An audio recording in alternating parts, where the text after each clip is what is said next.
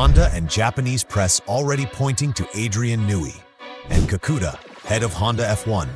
Since Newey joined, almost everything we had done has changed.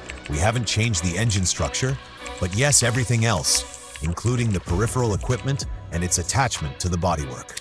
4 seconds a lap off the pace, a car that literally shook itself to pieces in Bahrain. This is not what anyone expected from Adrian Newey. But here's the thing, what's happening at Aston Martin right now isn't just a bad test result. It's a full-blown crisis, with finger-pointing, emergency meetings, staff being shipped to Japan, and a blame game playing out publicly between two of the most powerful forces in Formula One. And nobody is talking about the real reasons this went wrong. Until now. Stay with me, because this story has everything. Here's what Honda's own engineers confirmed publicly. During testing, they detected abnormal vibrations inside the power unit. And these vibrations weren't just uncomfortable, they were physically damaging the battery system. The structural resonance between the engine, the chassis, and the battery casing was completely out of sync. They were all vibrating together in a way that caused catastrophic damage every time they pushed hard. Think about what that means. This is the same Honda engine, broadly speaking, that powered Max Verstappen to multiple world championships. And yet somehow, in Aston Martin's car, it's falling apart. But why? Because Newey changed almost everything around it.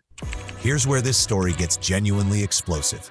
When Adrian Newey arrived at Aston Martin in March 2025, he didn't just turn up, sit down, and sign off on what was already being built. He ripped it up, almost entirely. Honda's own F1 project general manager said, and I'm going to quote this exactly because it matters.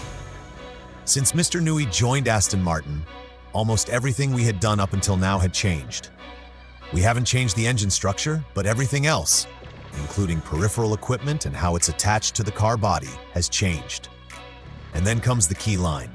Newey wanted the battery system split across 2 levels, 2 separate levels, stacked for packaging and aerodynamic benefits. He went to Honda and asked, "Can you do it this way?" Honda's response? "We were running out of time." Now, stop there, because that is the central question of this entire crisis.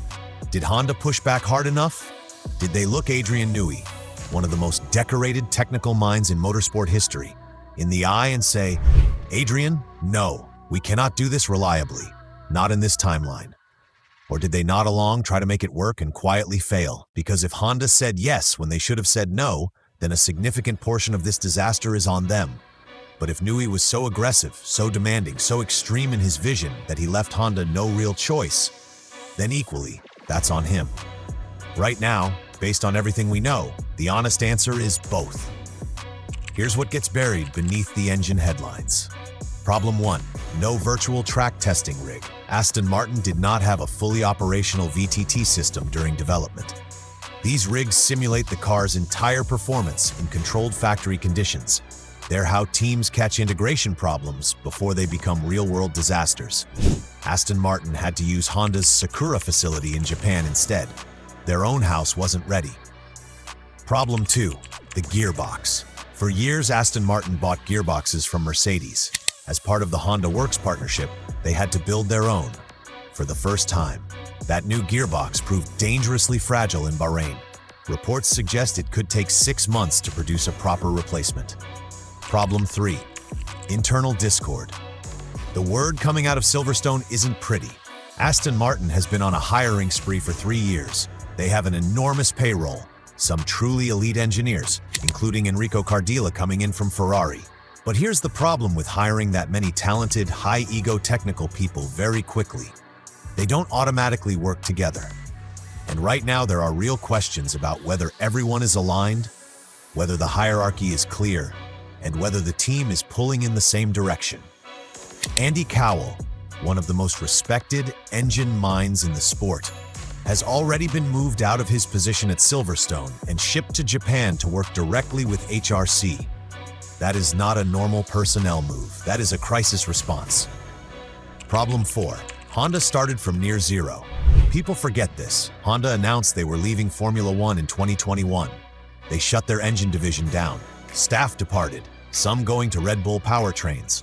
Then in 2023, they reversed course. But the people who built those championship-winning engines, many of them were gone.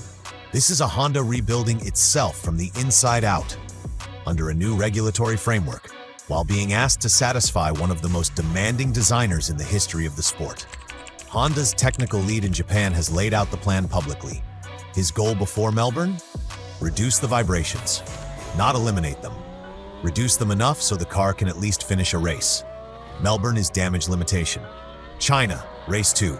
Marginal improvements if their bench testing at Sakura delivers results.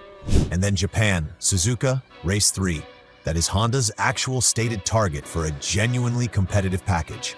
They are writing off the first 2 Grand Prix of the season. That's the reality. And Fernando Alonso? He's living through this in real time, watching a car he believes in, driven by a designer he respects, powered by an engine that won't cooperate. If you think this feels familiar, it should.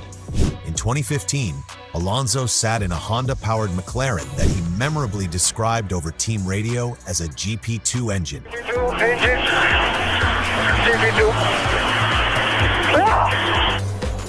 He was blacklisted by Honda for saying it.